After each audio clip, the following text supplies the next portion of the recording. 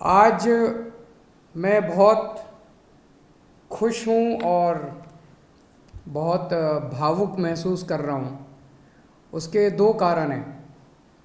एक तो पंजाब के लोगों ने जितना प्यार दिया, अभूतपूर्व प्यार दिया, इतने वोट दिए, इतने वोट दिए, इतनी सीटें दी, सारे पुराने नेताओं को हरा दिया।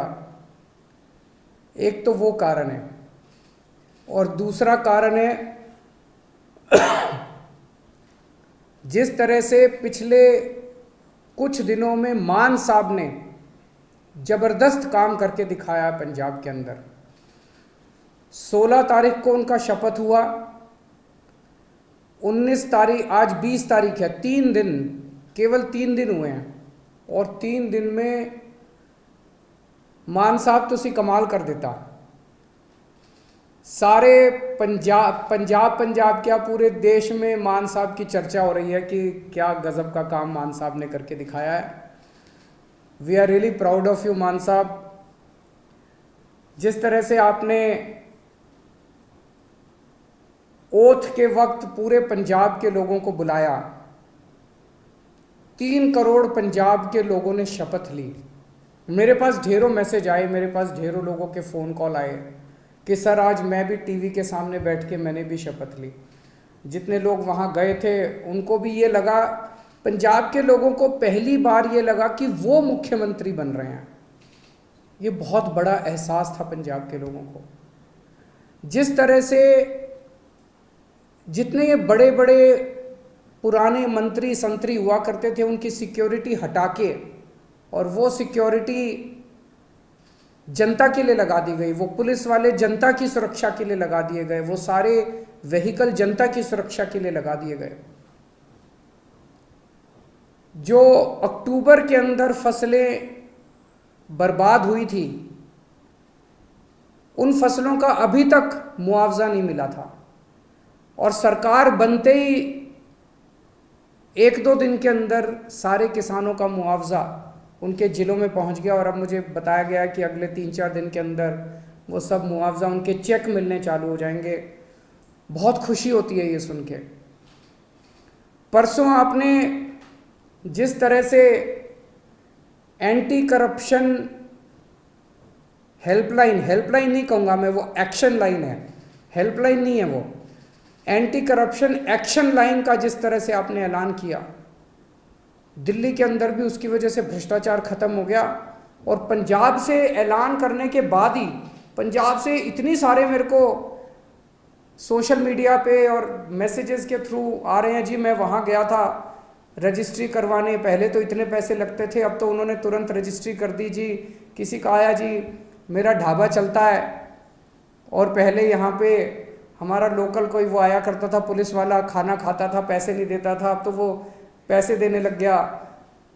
अपने आप से कितना सुधार होने लग गया है केवल ये 1-2 दिन के ऐलान से। और कल जो आपने 25,000 सरकारी नौकरियों का ऐलान किया, बहुत शानदार ऐलान है। आज सबसे बड़ी समस्या पंजाब के अंदर रोजगार की है। इससे लोगों के अंदर एक विश्वास पैदा हुआ है। लोगों को हमसे उम्मीद थी, लोगों को ये लगता था इन लोगों ने दिल्ली में अच्छा काम किया, चलो इनको वोट दो, वोट देंगे तो दिल्ली पंजाब में भी शायद अच्छा काम कर दें। लेकिन पिछले 3 दिनों के अंदर मान साहब आपने जो ऐलान किए और जो काम करके दिखाया है, वो उम्मीद अब धीरे धीरे लोगों के विश्वास में बदलती जा रही है। ये बहुत बड़ा काम है। आपको बहुत बहुत बधाई देता हूँ। बहुत शानदार जीत, बहुत शानदार शुरुआत है आपकी। भगवान से प्रार्थना है, वाहिगुरु जी से प्रार्थना है कि आपको इसी तरह से शक्ति दे, ताकत दे और आप इसी लगन के साथ पंजाब की सेवा करते रहें। एक तरफ आप इतना शानदार काम कर रहे हैं, आपने ओथ भी ले ली, हमारी सरकार भी बन गई, हमारे मंत्री भी बन गए, इतने सारे काम भी कर दिए। और दूसरी तरफ भारतीय जनता पार्टी है जो 4 राज्यों में जीती थी, अभी तक उनसे सरकार नहीं बन पा रही। अभी उनके लड़ाई झगड़े चल रहे हैं, किसको मंत्री बनाएं, किसको ये बनाएं, किसको वो बनाएं। काम तो वो क्या करेंगे, उनसे उनकी सरकारें ही नहीं बन पा रही। कैबिनेट में जो जो मंत्रियों को कल शपथ दिलाई गई थी, मैं उनको बधाई नहीं दूंगा, मैं उनको शुभकामनाएं दूंगा। भगवान से प्रार्थना करूंगा कि आप सब लोग जो जो जिम्मेदारी आपको दी गई है वो जिम्मेदारी आप लोग पूरी लगन, मेहनत और ईमानदारी के साथ पूरी करेंगे। एक एक व्यक्ति के ऊपर निगाहें हैं लोगों की, समय कम है। अभी अभी मान साहब ने कहा कि 70 साल खराब कर दिए हम लोगों ने, 75 साल हो गए आज़ादी को, 75 साल हमने खराब कर दिए, अब टाइम कम है। हर एक मंत्री को मान साहब टारगेट देंगे, भाई तुमको इतने दिन में इतना काम करना है, इतने दिन में इतना काम करना है, इतने दिन में इतना काम करना है।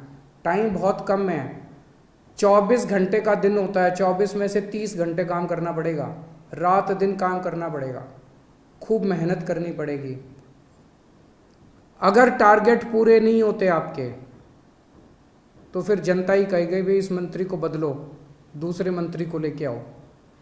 हो सकता है थोड़ा सा बुरा लगे उस टाइम, लेकिन मजबूरी है, काम तो करना पड़ेगा। मान साहब जो भी टारगेट देंगे वो मान साहब के टारगेट भी पूरे करने पड़ेंगे। मैं पहले दिन का मान साहब का भाषण सुन रहा था जब उन्होंने सारे एमएलएज को कहा था कि चंडीगढ़ में मत बैठना, बहुत सही कहा था। होता क्या है कि जब हम जब बन जाते हैं तो फिर ये घोड़ा गाड़ी बंगला इसकी आदत पड़ जाती है, ये बहुत बुरी आदत है। चंडीगढ़ में बिल्कुल नहीं बैठना। हमारी पार्टी का एक एक कार्यकर्ता, हमारी पार्टी का एक एक एमएलए, हमारी पार्टी का एक एक मंत्री लगातार 24 घंटे जनता के बीच में घूमेगा, गलियों में जाएगा, मोहल्ले में जाएगा, पिंड में जाएगा, लोगों की बातें सुनेगा। मैंने सुना है कि कुछ विधायक अपने जो मंत्री नहीं बन पाए वो दुखी हैं।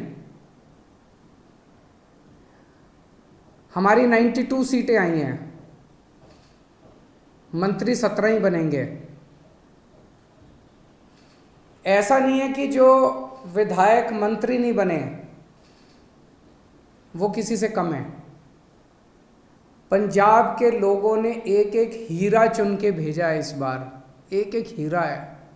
आप लोग एक एक हीरा हो, हर एक में बड़ी अच्छी अच्छी लियाकत है। लेकिन हमें ये 92 लोगों की, 92 लोगों की एक टीम की तरह काम करना है।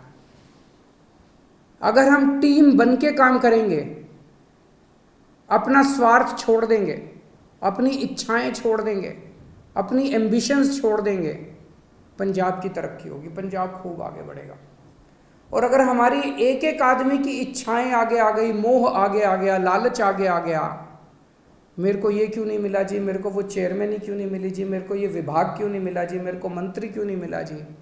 अगर हम सारे अलग अलग अपने हिसाब से काम करेंगे, पंजाब हार जाएगा। पंजाब की तरक्की के लिए ज़रूरी है ये 92 लोगों की एक टीम की तरह काम करना, अपने को मजबूत टीम की तरह। उस टीम का लीडर है भगवंत मान।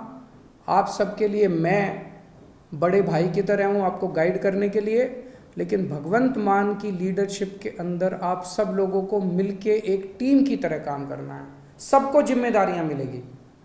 अगर कोई मंत्री बना तो वो मंत्री की जिम्मेदारी है, वो कोई बड़ा वो नहीं है, पद नहीं है। किसी को कोई जिम्मेदारी मिलेगी, किसी को कोई जिम्मेदारी मिलेगी, किसी को छोटी, किसी को बड़ी, सबको जिम्मेदारी मिलेगी। जो जिम्मेदारी मिले, जो भगवंत मान आपको जिम्मेदारी दे, वो जिम्मेदारी पूरी करनी है, तभी पंजाब की आगे तरक्की होगी। आपसे पूछना चाहता हूँ, आप में से, मैं तो इस बार चुनाव में बहुत ज़्यादा डीप में गया था, एक एक कैंडिडेट को मैं जानता हूँ, आप में से सब लोगों को मैं जानता हूँ।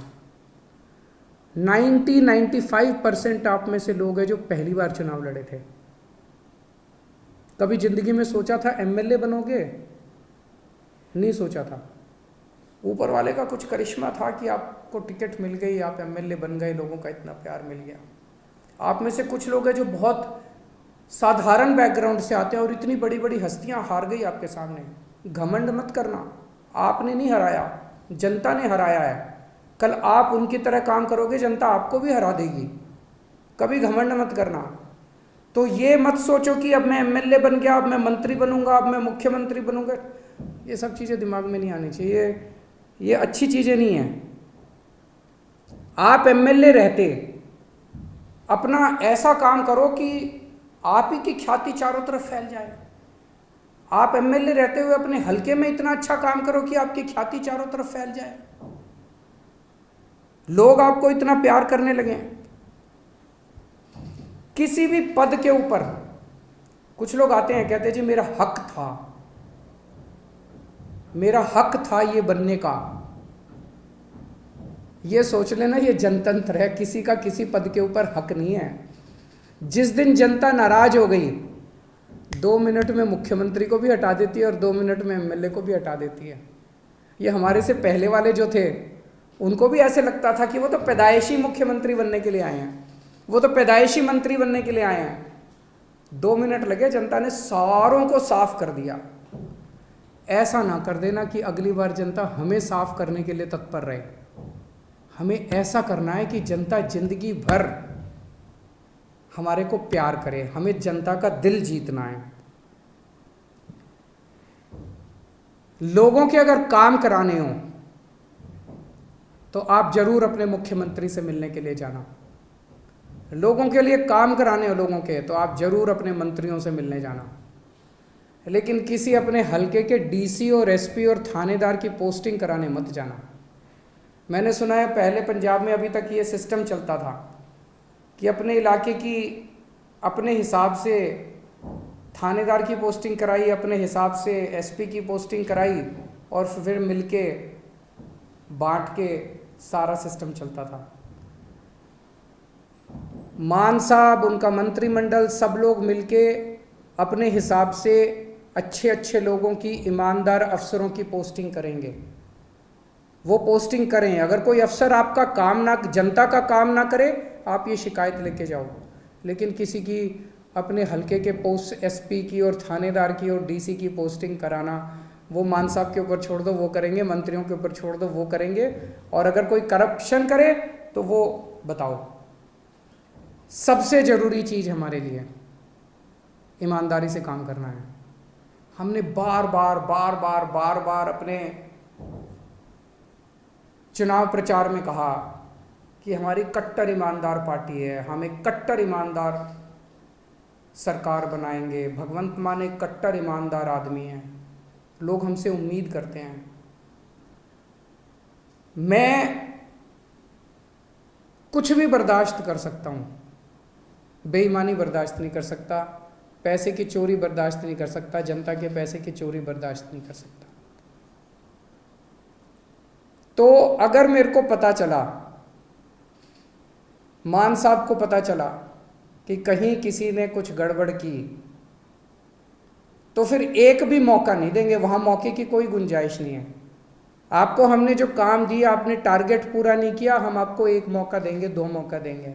लेकिन अगर आपने कहीं गड़बड़ की तो पहले मौके में ही सख्त से सख्त सजा मिलेगी। जो सजा जनता को मिलती है उससे दुगनी सजा अपने वालों को मिलेगी। फिर जनता ने बहुत भरोसा किया है, जनता के भरोसे को तोड़ नहीं सकते। बेईमानी मत करना, और कुछ भी कर लेना, बेईमानी मत करना और जनता के साथ बदतमीजी मत करना। अभी मान साहब ने भी इसका जिक्र किया। मैं देख रहा हूँ सोशल मीडिया पे हमारे कई एमएलए साथी, विधायक लोग इंस्पेक्शन कर रहे हैं इधर उधर। बहुत अच्छी बात है, मुझे बेहद खुशी है। आप लोग अस्पताल में जा रहे हो, लोकल स्कूल में जा रहे हो, लोकल तहसीलदार के दफ्तर में जा रहे हो, जाओ, खूब जाओ, बहुत अच्छी बात है। यही करना है अपने को। एक ही चीज़ का ध्यान रखो, बदतमीजी मत करो। मैंने देखा एक बंदा किसी थानेदार को कह रहा है, तेनू पुट्ठा टांग देंगा। ये भाषा हमें शोभा नहीं देती। ये कहने की क्या ज़रूरत है? अब तो तुम विधायक बन गए, अब तो मुख्यमंत्री तुम्हारा है, अब तो मंत्री तुम्हारे हैं। तुम चाहो तो 2 मिनट में उनको पुट्ठा टांग सकते हो। जिस दिन टांगने की, अब तो तुम्हारे पास कलम की ताकत है, कलम की ताकत से कुछ भी कर सकते हो। कहने की क्या ज़रूरत है? अपने मुंह से हमें सबकी इज्जत करनी है, सबकी इज्जत करनी है। विरोधियों की भी इज्जत करनी है, विपक्षियों की भी इज्जत करनी है, सारे कर्मचारियों की इज्जत करनी है। और ये कर्मचारी दोषी नहीं है, कोई डॉक्टर दोषी नहीं है सरकारी अस्पताल का, सरकारी स्कूल का कोई टीचर दोषी नहीं है। अभी तक सिस्टम ही ऐसा था, सारा सिस्टम खराब था। दिल्ली का उदाहरण देता हूँ, दिल्ली में हमारी सरकार बनी, उसके पहले सरकारी स्कूलों का बुरा हाल था। यहाँ पे कहते थे कि सरकारी टीचर तो आलसी होते हैं, पढ़ाना नहीं चाहते, काम नहीं करना चाहते, टीचर आती हैं और पेड़ के नीचे बैठ के स्वेटर बुनती रहती हैं, खूब कहते थे। हमने आने के बाद इन सारे टीचरों को इज्जत दी, सारे डॉक्टरों को इज्जत दी, सरकारी स्कूल के अस्पतालों के डॉक्टरों को, टीचरों को इज्जत दी, और आज इन्होंने करिश्मा करके दिखा दिया, सिस्टम बदल गया। हमें पंजाब में इन्हीं के साथ मिलके, सरकारी स्कूल के टीचरों के साथ मिलके, पंजाब पुलिस के साथ मिलके, डॉक्टरों के साथ मिलके, तहसीलदार के साथ मिलके, सबके साथ मिलके सिस्टम बदलना है।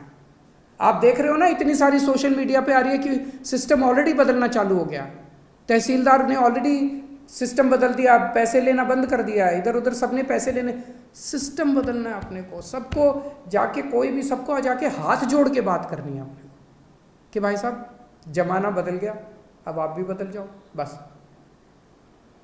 अगर कोई गलत काम कर रहा है, आपके कहने के बाद भी गलत काम कर रहा है, मुख्यमंत्री को जाके बोलो, जो एक्शन लेना होगा लेंगे, अपने मुंह से कुछ नहीं गलत शब्द बोलने, वो बहुत ज़रूरी है, सबको साथ लेके चलना है। इस बार अपने को इतना प्यार मिला है पंजाब की जनता से, मेरे को पता चला कई दूसरी पार्टियों के नेता, उनके घर में उनकी बीवियों ने और उनके बच्चों ने हमको वोट पाई है। सोच सकते हो, हमें 5 साल के अंदर लोगों का इतना दिल जीतना है, 3 करोड़ पंजाबियों का दिल जीतना है कि अगली बार इनको एक भी वोट नहीं पड़नी चाहिए। अभी तो इनके बच्चों ने और बीवियों ने डाली, अगली बार इनके वोट भी हम ही पड़ेंगे। अपने को ऐसा माहौल तैयार करना है। मैं अंत में सभी पंजाब के लोगों को बहुत बहुत बधाई देता हूँ ये इनकलाब लाने के लिए। सभी हमारे वॉलंटियर्स को, बहुत मेहनत की हमारे वॉलंटियर्स ने, रात दिन एक कर दिया, बिना किसी ख्वाहिश के, निस्वार्थ भाव से पंजाब के लिए। उन सभी वॉलंटियर्स को मैं सलाम करता हूँ। मैं मान साहब को और सभी विधायकों को जो जो जीते हैं, उन सबको विधायकों को मैं बधाई देता हूँ इस शानदार जीत के लिए। मान साहब ने इतना शानदार नेतृत्व किया पंजाब का प्रधान होते हुए, उनको बधाई देता हूँ। जरनैल सिंह जी जो पंजाब के प्रभारी थे, उन्होंने बहुत शानदार प्रभारी का पद संभाला, उन्हें बधाई देता हूँ। राघव चड्ढा जी जिन्होंने पूरे पंजाब कैंपेन के अंदर सह प्रभारी का बहुत अच्छा काम किया, उन्हें बधाई देता हूँ। और अंत में अगर मैं डॉक्टर संदीप पाठक को बधाई और शुक्रिया नहीं दूंगा तो कुछ कमी रह जाएगी। उन्होंने पीठ पीछे रह के जिस तरह से शानदार संगठन तैयार किया, शानदार कैंपेन डिज़ाइन किए, शानदार पूरा पंजाब का कैंपेन संभाला, मैं उन्हें बधाई देता हूं और उम्मीद करता हूं कि आने वाले 5 साल के अंदर हम सब मिलके पंजाब को ठीक करेंगे। बहुत बहुत शुक्रिया। वाहिगुरु जी का खालसा, वाहिगुरु जी की फतेह।